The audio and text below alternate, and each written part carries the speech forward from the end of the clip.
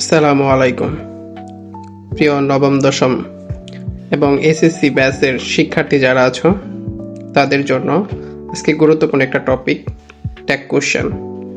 আজকে 2025 সালের বোর্ড কোশ্চেনের ঢাকা বোর্ডে যে ট্যাগ কোশ্চেনগুলো এসেছিল সেগুলোর সলভ ক্লাস দিচ্ছি ব্যাখ্যা আকারে। তো তোমরা সকলেই খাতা কলম নিয়ে বসে পড়ো এবং ক্লাসটি ভালোভাবে দেখো। তো তোমরা দেখতে পাচ্ছ কিনা ক্লিয়ারলি অবশ্যই আমাকে জানাবা। তো আমি চেষ্টা করেছি ক্ষুদ্র আঙ্গিকে তুলে ধরার জন্য। তো দেখো তোমরা এখানে দেখতে পাচ্ছ make tag question of this statements Dhaka board 2025, এটা এসেছিল তোমাদের জন্য 25 সালে। Everybody wants to have a better life. তো এখান থেকে ট্যাগ কোশ্চেন করার জন্য আমাদেরকে প্রথমে যেটা করতে হবে, সেন্টেন্সের ভিতর থেকে খুঁজে বার করতে হবে সেন্টেন্সটা আসলে কি অ্যাফার্মেটিভ না নেগেটিভ। এটা আমাদের প্রথম স্টেপ। সেন্টেন্সটি পড়ার পরই খুঁজে বার করতে হবে সেন্টেন্সটি অ্যাফার্মেটিভ না নেগেটিভ।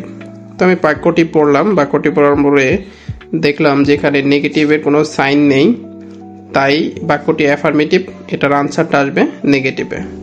তো everybody wants to have a better life যেহেতু বলছে, তো এখানে অ্যাজ বা ইয়েস যুক্ত আছে ভার্বের সাথে ওয়ান্টস, যার জন্য এখানে তোমার ডাজ আনতে হবে।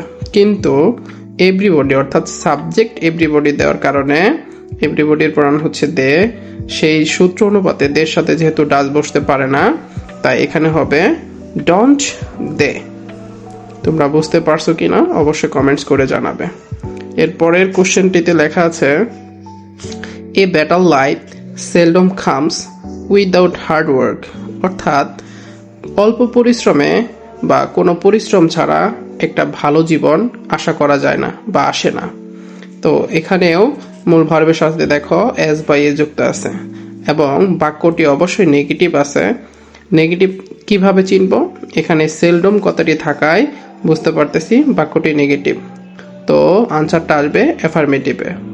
তো আনসারে বেটার লাইফের কথা যেতে বলছে এবং এখানে কামস শব্দটি আছে, কামস থাকায় এরপর ভার্ব হিসেবে নিয়ে আসতে হবে অক্সিলারি ভার্ব, যেহেতু এখানে কোনো অক্সিলারি ভার্ব নেই তাই আমাকে ট্যাগ কোশ্চেন করার সময় অক্সিলারি ভার্ব আনতে হয়। সেই অক্সিলারি ভার্ব হিসেবে এখানে আসবে ডাজ এবং এ বেটার লাইফ, লাইফের প্রনাউন হচ্ছে ইট, এজন্য এর অ্যান্সার হবে ডাজ ইট। এরপরে যে কোশ্চেনটা সিতে ছিল we have to work for this, আমরা আমাদের এর জন্য কাজটি করা উচিত। তো এই বাক্যটিও অ্যাফার্মেটিভ আছে, আনসারটা হতে হবে নেগেটিভ। তো বাক্যটিতে দেখো তোমরা যদি দুইটা ভাবে আমরা করতে পারি, এখানে হ্যাভ টু হচ্ছে মডাল অক্সিলারি ভার্ব, এরপরে ওয়ার্ক লেখা আছে। আমরা চাইলেও হ্যাভেন্ট উই করতে পারি, আবার চাইলেও ডোন্ট উই করতে পারি। ডোন্ট উই করাটাই শ্রেয় হবে, কারণ এখানে have to work for this, এখানে মডাল অক্সিলারি ভার্বটাকে উজ্জ করার অর্থে রাখা হয়েছে, সেই সূত্র অনুপাতে এখানে আমরা হ্যাভেন্ট উই না করে ডোন্ট উই করে দিলাম। এরপরে হচ্ছে ডি নাম্বারে but most of us can hardly do the job. তো এখানে লেখা আছে ক্যান হার্ডলি, হার্ডলি শব্দটা নেগেটিভ। আমরা আগেই বলেছিলাম যদি কোনো বাক্যে no never, not nothing, none, few, little, scarcely, hardly, rarely, seldom, barely এই শব্দগুলি যদি থাকে তাহলে বাক্যটি অবশ্যই নেগেটিভ হয়।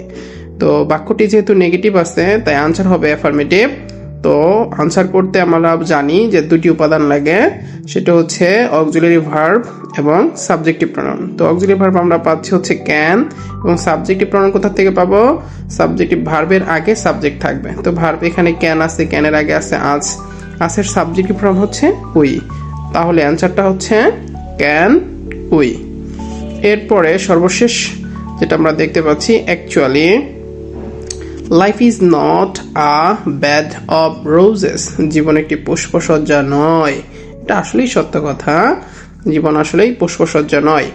তো এটার অ্যান্সারটা আমরা কিভাবে করব, লাইফের প্রনাউন আমরা ইতিপূর্বে জেনেছি যে এর প্রনাউন হবে ইজ, আর বাক্যটি যেহেতু ইজ নট লেখা আছে, ইজেন্ট লেখা আছে, নেগেটিভ এমনিতেই আমরা বুঝতে পারতেছি, তাহলে এটার অ্যান্সার হবে অ্যাফার্মেটিভে।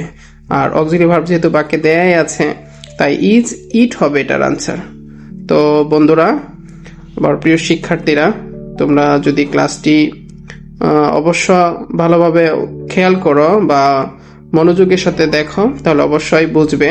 আর যদি বুঝতে প্রবলেম হয় অবশ্যই কমেন্টসে জানাবে। ধন্যবাদ।